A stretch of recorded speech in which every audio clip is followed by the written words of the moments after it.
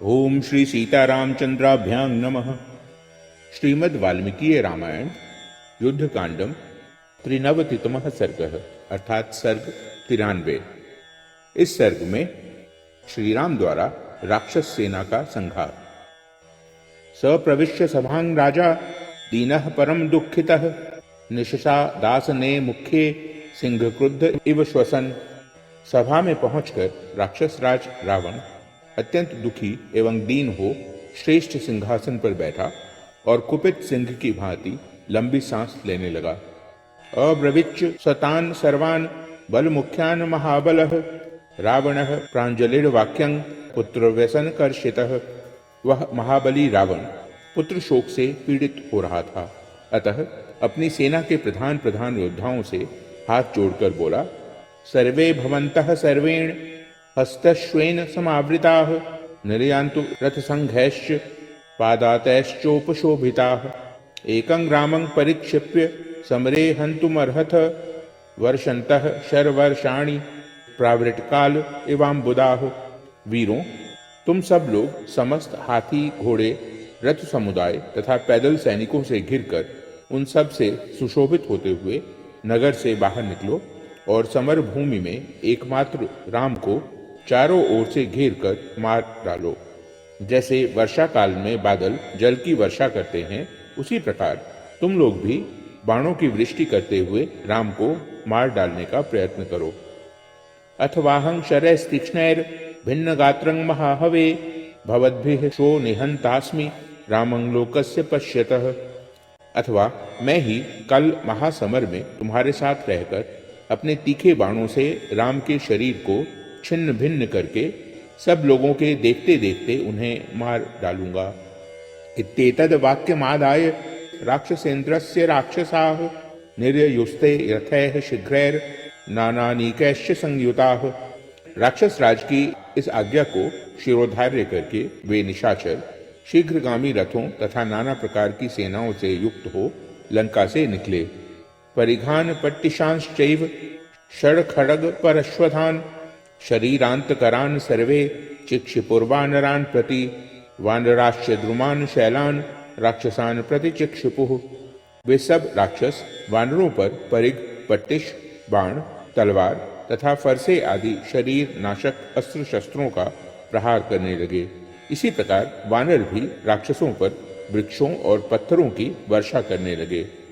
ससंग्रामो महाभीमः सूर्यस्योदयनं प्रति रक्षसांग वानराणांच तुमुलः समुपद्यत। सूर्योदय के समय राक्षसों और वानरों के उस तुमुल युद्ध ने महाभयंकर रूप धारण किया। ते गदाभिश्चित्राभिः प्रासैः खड्गैः परश्वथैः अन्योन्यं समरे जघ्नु स्तदा वानर राक्षसा। वानर और राक्षस उस युद्ध भूमि में विचित्र गदाओं, भालों, तलवारों और फरसों से एक दूसरे को मारने लगे। एवं प्रवृत्ते संग्रामे यद्भुतं सुमहद्रजः रक्षसांग वानराणांच शांतं शोणित विस्त्रवैः। इस प्रकार युद्ध छिड़ जाने पर जो बहुत बड़ी धूल राशि उड़ रही थी, वह राक्षसों और वानरों के रक्त का प्रवाह जारी होने से शांत हो गई। यह एक अद्भुत बात थी। मातंग रथकूलाश्च शर्मत्स्याध्वजद्रुमाः शरीर संघाट वहाः प्रशस्त्रुः चोणितापगाः। रणभूमि में खून की कितनी ही नदियां बह चली, जो काष्ठ समूहों की भांति शरीर समुदाय को ही बहाए लिए जाती थीं। गिरे हुए हाथी और रथ उन नदियों के किनारे जान पड़ते थे। बाण मत्स्य के समान प्रतीत होते थे और ऊंचे ऊंचे ध्वज ही उनके तटवर्ती वृक्ष थे। ततस्ते वानराः सर्वे शोणितौघ परिप्लुताः ध्वज वर्म रथानश्वान नाना प्रहरणानि च आप्लुत्याप्लुत्य समरे वानरेन्द्रा बभंजिरे। समस्त वानर खून से लथपथ हो रहे थे। वे कूद कूद कर सम्रांगण में राक्षसों के ध्वज, कवच, रथ, घोड़े और नाना प्रकार के अस्त्र शस्त्रों का विनाश करने लगे।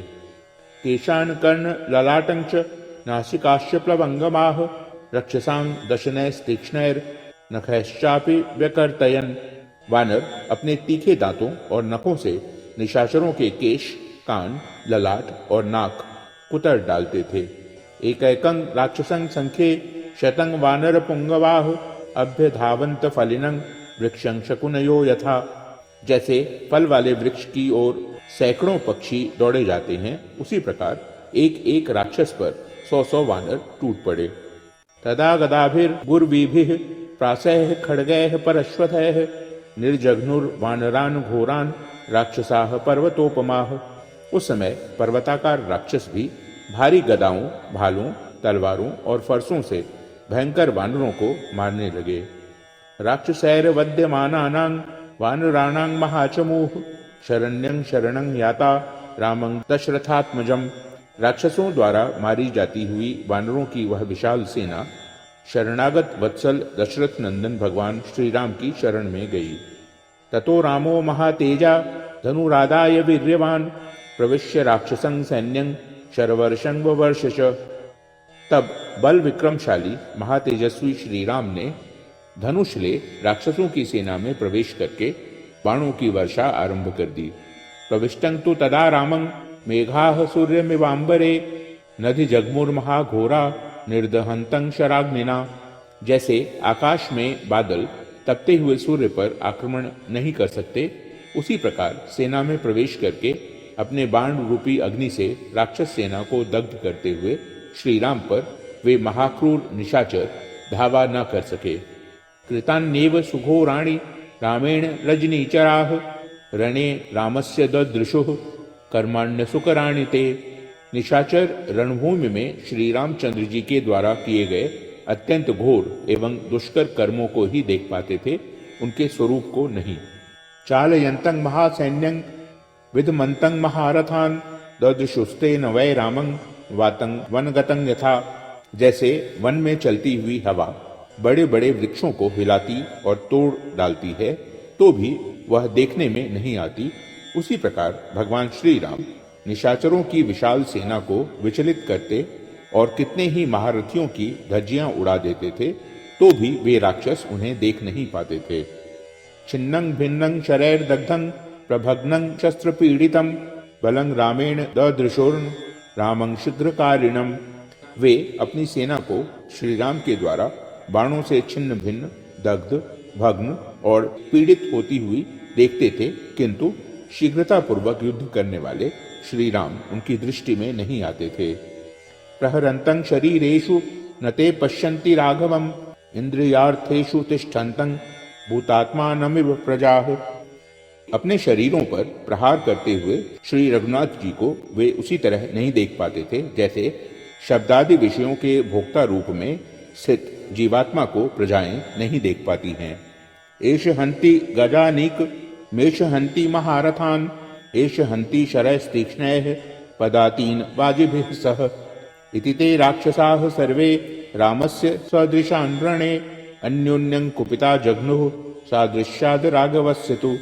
ये राम हैं जो हाथियों की सेना को मार रहे हैं, ये रहे राम जो बड़े बड़े रथियों का संहार कर रहे हैं। नहीं नहीं, ये है राम जो अपने पैने बाणों से घोड़ों सहित पैदल सैनिकों का वध कर रहे हैं।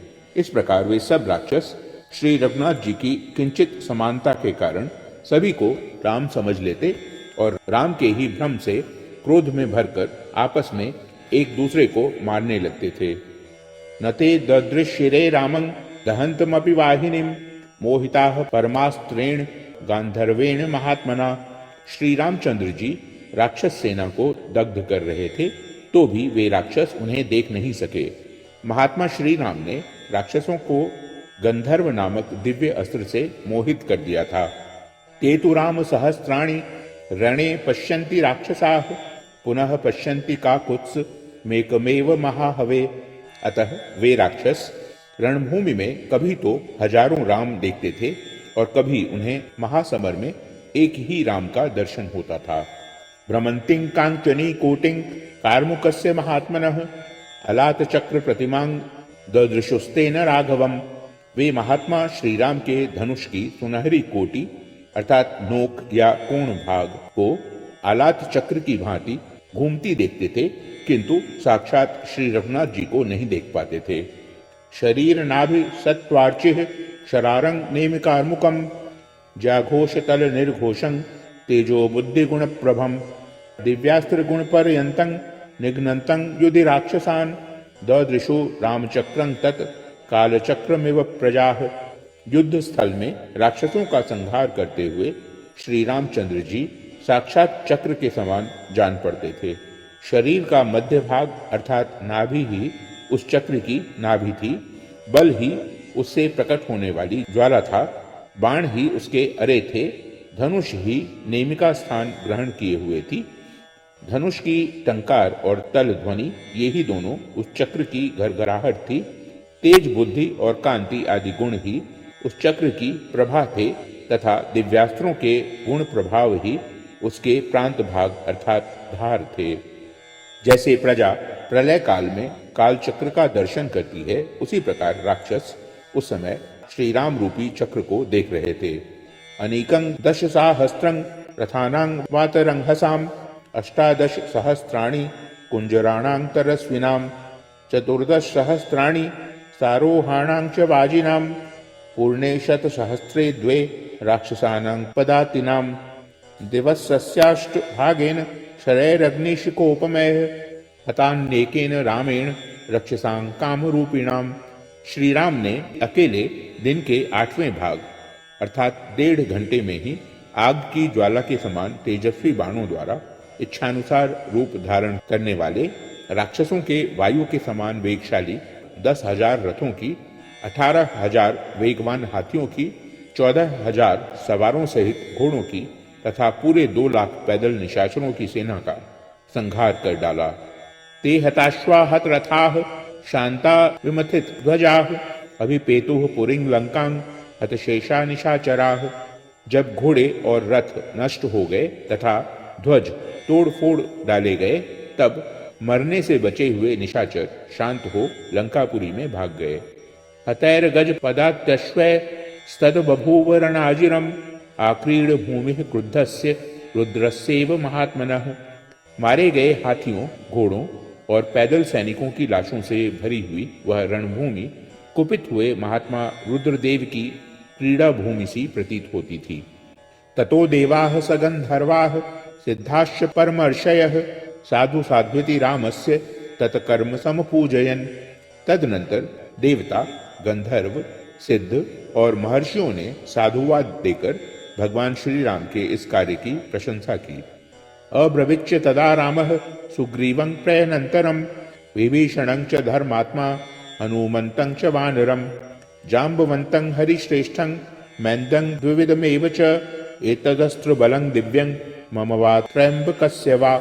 उस समय धर्मात्मा श्री राम ने अपने पास खड़े हुए सुग्रीव, विभीषण, कपिवर हनुमान, जाम्बवान, कपिश्रेष्ठ मैंद और द्विविध से कहा, यह दिव्य अस्त्र बल मुझ में है या भगवान शंकर में।